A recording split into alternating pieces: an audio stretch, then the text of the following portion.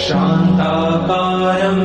भुजगशयनं पद्मनाभं सुरेशं विश्वाधारं गगनसदृशं मेघवर्णं शुभांगं लक्ष्मीकान्तं कमलनयनं योगिभिर्ध्यानगम्यम्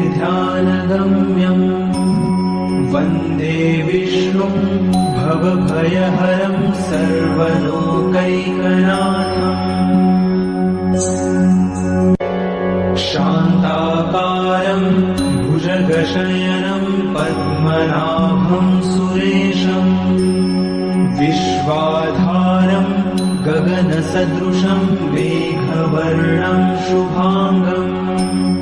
लक्ष्मीकान्तं कमलनयनं योगिभिर्ध्यानगम्यम् वन्दे विष्णुं भवभयहरं सर्वलोकैकनाथम्